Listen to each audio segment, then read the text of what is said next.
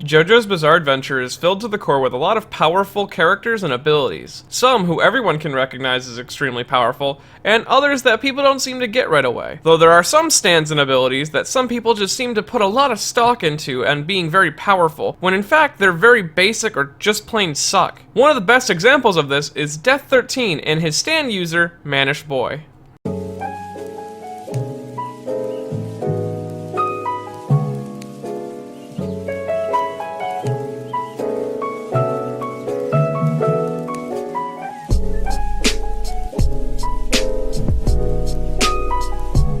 Now I should start out by saying that Death 13 isn't something weak, it's very powerful in theory. Its ability to bring people into a dream world and damage them in reality is strong, though the ability falls apart when you look more deeply at it. Though before we examine any closer onto the ability of Death 13, we should actually understand the meaning behind its name. So, Death 13 gets its name from the Death Arcana, or the 13th major arcana in the original tarot. Now, the original meaning, or the divination derived from the Death card, was very simple. Give up on all that is superficial and concentrate on what is basic, fundamental, and truly important to you. Now, this statement is left specifically vague, so it can be interpreted either as positive or negative depending on the reading that you're taking. Now, the arcana has also never meant physical death before. Never has the card been drawn and implied that you will die. It usually means the death of something more metaphysical or superficial. Now, these ideas are interpreted through Death 13 by Death 13 not actually being able to itself affect the real physical world, but only the world of metaphysics, the world of dreams. This would impose the idea that you can never win against it in the world of the supernatural, aka the world of the dreams, just like you can never escape the death of the metaphysical if that's the card that is drawn for you.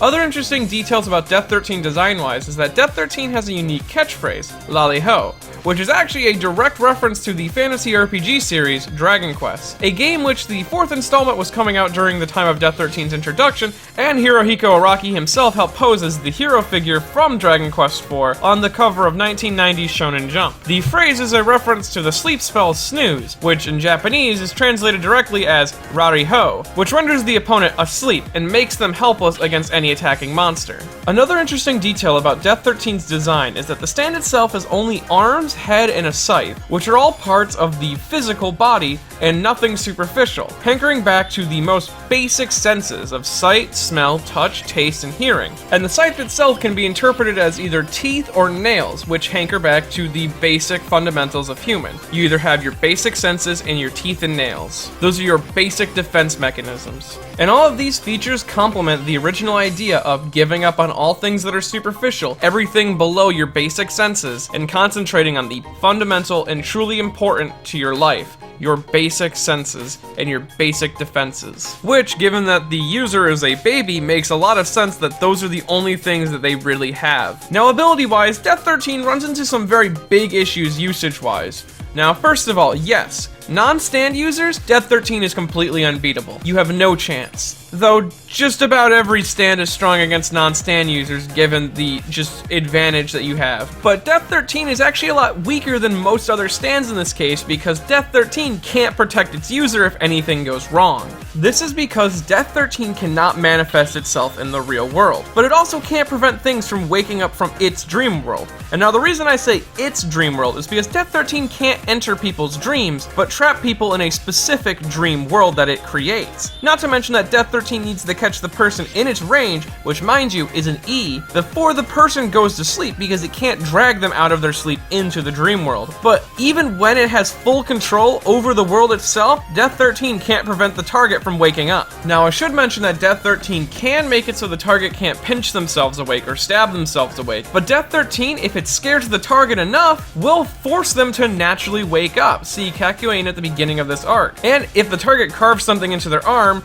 Death 13 can't prevent that information from getting out to the real world. So imagine a situation where the baby does kill Kakyoin, but his fucking dead corpse reads "Stand Baby" on it, carved right into his fucking arm. I don't think it would have played out too well for the little shit at that point. Also, if there's a single abnormality, such as bad stench or bumpy roads, or you just waking up naturally, Death 13 can't hurt you either if you're in the process of waking up. Now, we'll give Death 13 the perfect scenario where the person that it's targeting won't wake up early and they won't be scared awake. Now, even if Death 13 has full control over the dream world, it doesn't have the ability to reject stands like some people believe it does. This isn't Man in the Mirror. So Death 13's stand cancellation ability actually only works on the fact that stands cannot be activated while someone is unconscious, which is almost entirely bullshit depending on later arcs, but we'll just let it slide for right now, even though in this part specifically, Jotaro had Star Platinum defend himself without him even realizing it, which leads to a lot of semantic headaches like how long before you fall asleep can you activate your stand for it to actually transfer into your dreams.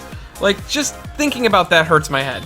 I don't want to talk about it. The ability also can't discern whether a thing in his world is something that he created himself. So if a target subtly activated their stand before falling asleep in Death 13's range, the stand can enter the dream world without restrictions and even sneak up on Death 13 without it knowing, which ends up being a glaring flaw in his ability. Also, when Death 13 is slightly damaged, it temporarily loses control over all of the dream world. So as the list goes, Death 13 can't enter your dreams, it can't confine you in them, it can't hurt you if you're in the process of waking up, and it can't tell what parts of the dream world are its own creation. And worst of all, Death 13 cannot defend the user, which, in a situation with less morally righteous protagonists, could have been really bad for Manish Boy.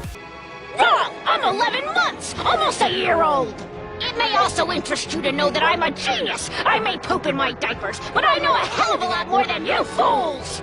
Well, Genius Boy here can't even seem to tell if something has entered his dream world without his permission or his knowledge, or contemplate why a Hierophant Green clone would just be wandering around. He can't tell if something in his own fucking dream world, which he has full control of, is his own. God, this stand fucking sucks. As a whole, Death 13 is only truly useful against those who have no possible chance of fighting back to begin with, such as non-stand users or fucking dogs. And it could be good against those with no capable ability to fight. In fact, Death 13 is probably one of the weaker stands in the entirety of Part 3, much weaker than some stands that people deem completely worthless like Arabia's Fat's The Sun.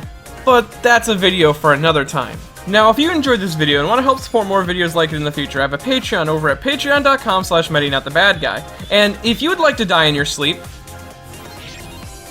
I mean, you shouldn't, but if you'd like to, why not do it to the soothing sounds of Shimonetta, a boring world where the concept of dirty jokes doesn't exist, that you can get at Funimation.com/Shimonetta, a boring world where the concept of dirty jokes doesn't exist. Buy yourself a copy of the Blu-ray DVD, just throw it on in the background, it's the perfect thing to die to. That's how I'm gonna die.